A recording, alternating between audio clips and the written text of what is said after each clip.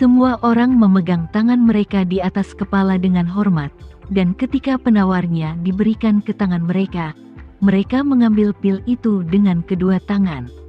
Namun, tidak satu pun dari mereka yang langsung mengambil penawarnya, tetapi secara tidak sadar menunggu semua orang mendapatkan penawarnya satu demi satu.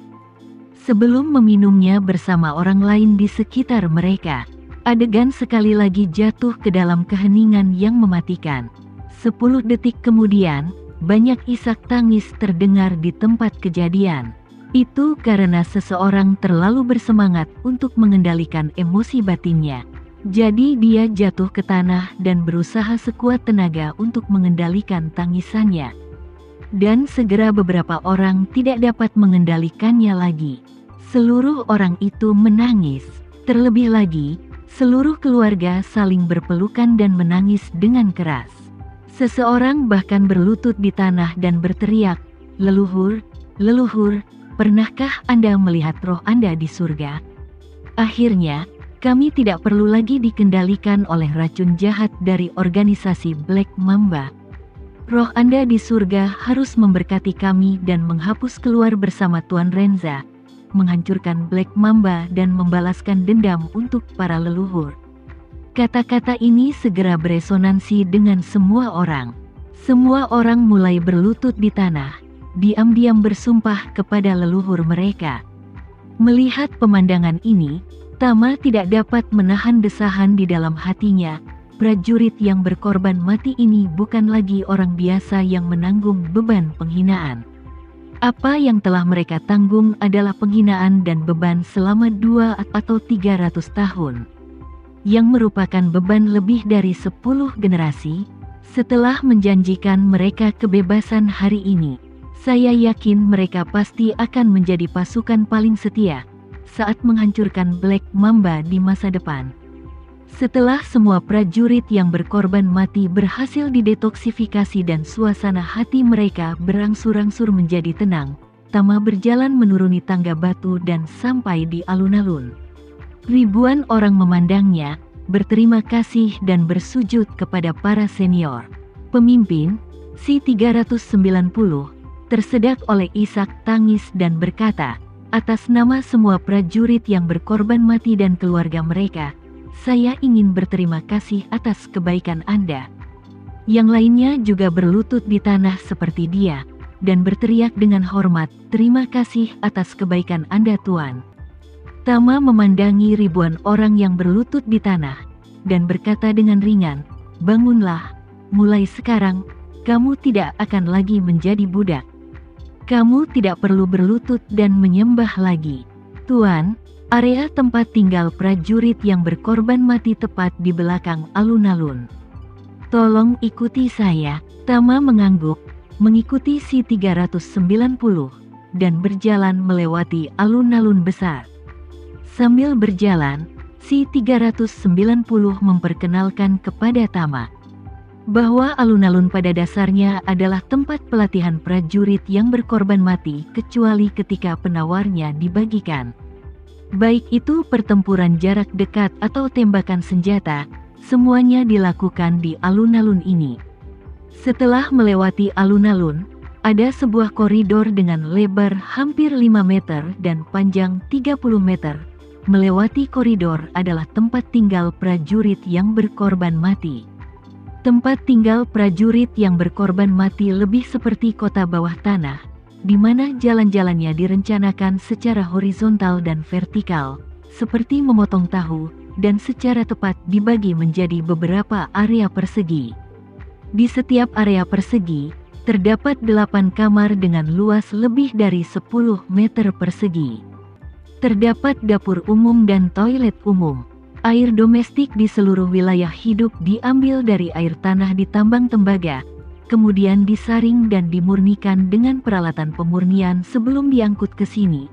Air limbah domestik langsung diolah bersama dengan limbah produksi tambang tembaga, dan sering dibuang secara diam-diam ke laut pada malam hari, sehingga selalu ada kelainan yang ditemukan oleh dunia luar. Udara di seluruh ruang bawah tanah bergantung sepenuhnya pada peralatan ventilasi di tambang tembaga, yang dapat memastikan berbagai indikator udara masih memenuhi standar di kedalaman beberapa ratus meter di bawah tanah. Di sini, hanya ada satu jenis sumber energi, yaitu listrik. Termasuk memasak sehari-hari prajurit yang berkorban mati, yang juga menggunakan listrik. Langit-langit area publik ditutupi dengan lampu spektrum penuh, menerangi semua area publik seterang mungkin seperti siang hari. Si-390 memperkenalkan kepada Tama, di tempat kami tidak dapat melihat matahari, bulan, dan bintang. Gelap dan terang, dan semuanya disimulasikan oleh cahaya. Selama bel berbunyi saat kami bangun, semua lampu akan dinyalakan pada waktu yang sama. Bagi kami, ini memasuki siang hari. Pada malam hari ketika jam malam tiba, lampu menyala, dan semua lampu di luar dimatikan. Itu memasuki waktu malam untuk kami. Dia menghela nafas, dan berkata, yang sering bepergian seperti saya atau mereka yang pernah menjalankan misi, setidaknya tahu seperti apa matahari, bulan, dan bintang. Tetapi istri saya, wanita lain, dan anak-anak yang tidak memiliki kesempatan untuk pergi ke melakukan misi. Bahkan belum pernah melihat matahari dan bulan. Tama yang mendengar ini, mau tak mau aku merasa simpati dan menyesali nasib prajurit yang berkorban mati ini. Seseorang, dari lahir sampai mati, mungkin tidak pernah melihat matahari, jika dikatakan tidak ada yang akan mempercayainya. Memikirkan hal ini, dia tidak dapat menahan diri untuk mengatakan kepada Si-390, rencana saya adalah untuk secara diam-diam menjatuhkan garnisun prajurit yang berkorban mati ini. Membiarkan semua orang mengganti bendera mereka secara diam-diam. Dengan cara ini, Black Mamba tidak akan melihat adanya kelainan dalam waktu singkat.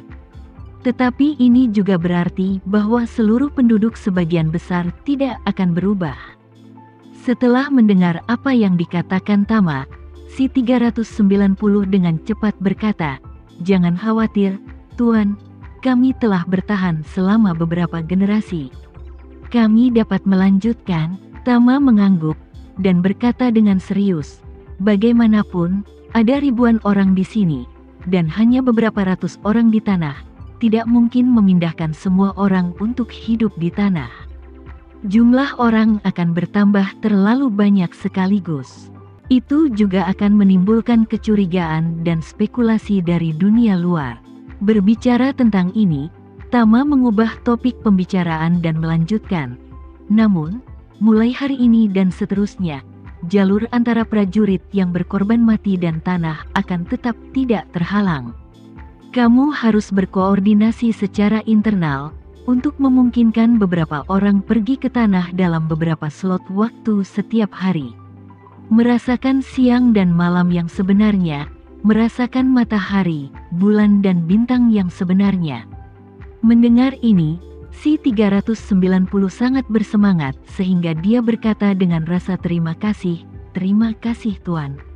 Terima kasih banyak." Membiarkan anak-anak pergi keluar dan melihat dunia liar, menghirup udara segar, saya akan merasa puas. Tama berkata sambil tersenyum, "Semua orang bisa keluar, tapi untuk saat ini, kita harus menanggung kesulitan. Jadi semua orang masih harus terus melakukannya bersabar dan dianiaya sebentar. Tapi jangan khawatir, dalam hal kebutuhan sehari-hari, makanan, tempat tinggal, dan transportasi, saya akan meminta orang-orang untuk meningkatkan perawatan prajurit yang berkorban mati semaksimal mungkin. Jika anak-anak perlu menerima pendidikan normal, saya juga dapat meminta orang untuk mengoordinasikan bahan ajar. Suplemen yang cocok untuk anak-anak dari segala usia. Jika kamu memiliki kebutuhan, kamu juga dapat bertanya kepada saya. Saya akan berusaha sebaik mungkin untuk menyelesaikannya." Si-390 berkata dengan penuh syukur, "Tuan, alangkah baiknya jika anak-anak dapat mengenyam pendidikan yang sebenarnya.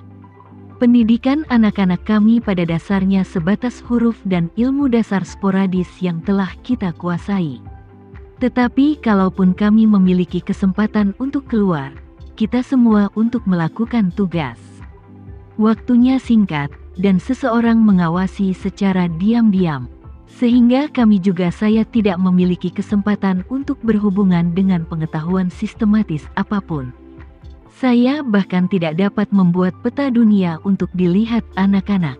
Tama mengangguk dan berkata dengan penuh pengertian, saya akan menyuruh orang menyelesaikan masalah ini dalam waktu sesingkat mungkin. Semua akan diselesaikan pada waktunya. Petik 2.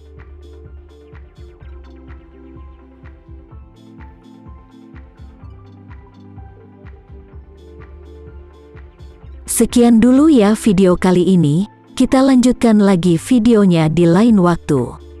Oh iya, bagaimana menurut kalian? Semoga bisa sedikit menghibur kalian semua. Untuk teman-teman yang baru nonton, jangan lupa subscribe ya, hehehe. Dan kalau teman-teman ada yang ingin gabung langganan, bisa langsung gabung saja untuk dapat fitur yang menarik dan sedikit membantu Mimin. Terima kasih banyak sudah menonton, sampai jumpa lagi, bye.